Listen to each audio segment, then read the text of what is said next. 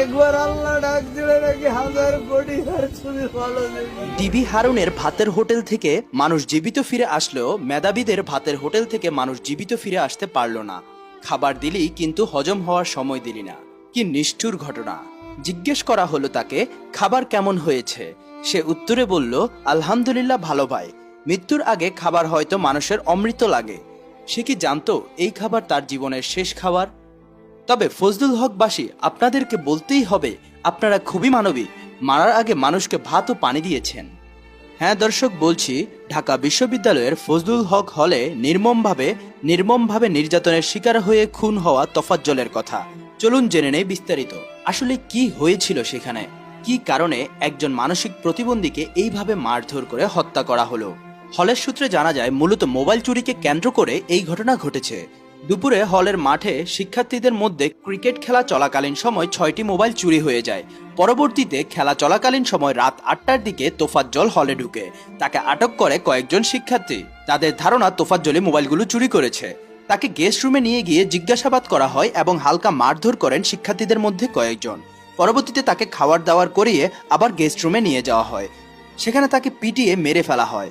তোফাজ্জল মানসিক ভারসাম্যহীন জানার পরেও তাকে ছাড়েননি অভিযুক্ত শিক্ষার্থীরা।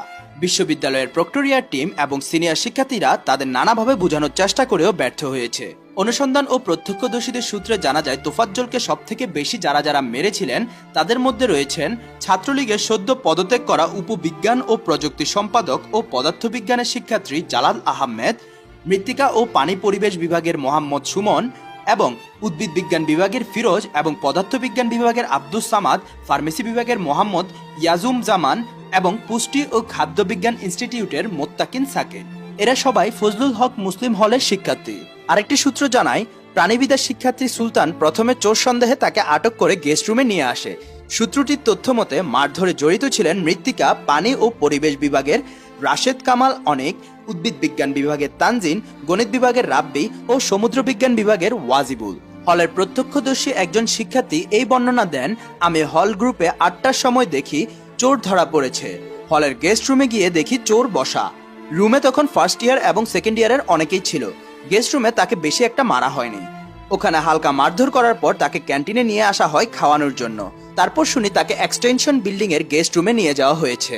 আমি তখন ওখানে গিয়ে দেখি 20 থেকে 21, 21 থেকে 22 এবং 22 থেকে 23 সেশন ব্যাচ, সব মিলিয়ে প্রায় 30 জন স্টুডেন্ট। ফার্স্ট ইয়ারের যে ব্যাচটি ছিল তারা চোরকে মারেনি। 20 থেকে 21 এবং 21 থেকে 22 সেশনের স্টুডেন্টরা তাকে অনেক মেরেছিল।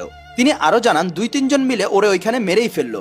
ওরা হলেন মৃত্তিকা, পানি ও পরিবেশ বিভাগের 20 থেকে 21 সেশনের মোহাম্মদ সুমন, ওয়াজিবুল, ফিরোজ ও জালাল। এদের মধ্যে সুমন ও ফিরোজ এবং জালাল সব থেকে বেশি অত্যাচার করেছে তার উপর। গেস্ট রুমে চোরের হাত বেঁধেছিল জালাল। সুমন চোখ বন্ধ করে মেরেছে তাকে। মারতে মারতে তোফাজ্জল পড়ে গেছে। এরপর পানি এনে তাকে পানি খাওয়ানো হলে সে উঠে বসে। এই সময় সবাই মিলে আবার হাততালিও দিচ্ছিল। ওই শিক্ষার্থী তখন বলেন, ওইখানে উপস্থিত সেই রাক্ষস শিক্ষার্থীরা আরো খুশি হয়েছিলেন কারণ তোফাজ্জলকে তারা আরো মারতে পারবেন, সে বেঁচে আছে। এরপর তারা আবার মারধর শুরু করেন। এই দফায় সব থেকে বেশি মেরেছে ফিরোজ। পরে পদার্থবিজ্ঞানের 18-19 সেশনের জালাল এসে আরো মারতে উৎসাহ দিচ্ছিল, বলে মার, ইচ্ছে মতো মার, মাইরা ফেলিস না আবার একেবারে। এই সময় গ্যাস লাইট দিয়ে তার পায়ে আগুনও ধরিয়ে দেওয়া হয়। পরে সুমন এসে তোফাজ্জলের ব্রু আর চুল কেটে দেয়। ওই শিক্ষার্থী আরো বলেন, পরে ওইখানে স্যার অর্থাৎ হলের আবাসিক শিক্ষক আসেন। আমি ওদের অনেক ফেরানোর চেষ্টা করেছি কিন্তু ওরা মানেনি। এক্সটেনশন বিল্ডিং এর গেস্ট রুম থেকে যখন তাকে বের করা হয় তখন স্যার এসে পড়েছেন। মারধরে তোফাজ্জলের ডান পা এবং বাম পায়ের মাংস খুলে পড়ে গেছে। তখন অনেকে তাকে বাঁচানোর চেষ্টা করেছিল। আমি তখন বলছিলাম তাড়াতাড়ি কাপড় আনো, ওর পা বেঁধে দেয়, কারণ ব্লিডিং হইলে সেন্সলেস হয়ে যাবে। পরে কাপড় এনে এক জুনিয়র তার পা বেঁধে দিয়েছিল। ওই শিক্ষার্থী আরো জানান, মারধরকারীরা চেষ্টা করছিল মারপিট করে তার স্বীকারোক্তি নিবে যে সেই ফোনগুলো চুরি করেছে। মারধরের এক পর্যায়ে 2-3টি ফোন নাম্বারও দিয়েছে তোফাজ্জল। সে নাম্বারে ফোন দিয়ে অপর পাশ থেকে জানা যায় তোফাজ্জল মানসিকভাবে বিপর্যস্ত। কিন্তু ওই শিক্ষার্থীরা বিশ্বাস করতে রাজি হয়নি। সেখানে আসা শিক্ষকদের সামনেও তোফাজ্জলকে পেটানো হয়। শিক্ষকরা বাধা দেওয়ার চেষ্টা করেও ব্যর্থ হন। তিনি আরো বলেন, পরে তোফাজ্জলকে হলের মেইন বিল্ডিং এর গেস্ট রুমে নিয়ে যাওয়া হয়। সেখানে নিয়ে যাওয়ার পর জালাল জঘন্যভাবে মারধর করতে শুরু করে তাকে। বুট জুতা পরে এসে তোফাজ্জলের আঙ্গুল মোচড়িয়ে ছেঁচে ফেলেন।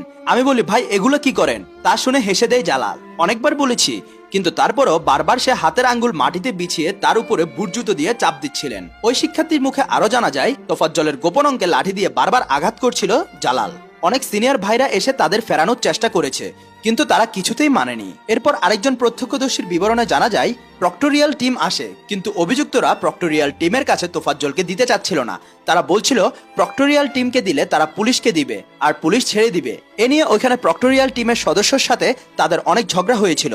25 মিনিট ধরে শিক্ষকরা তাদের অনেক বোঝানোর চেষ্টা করে।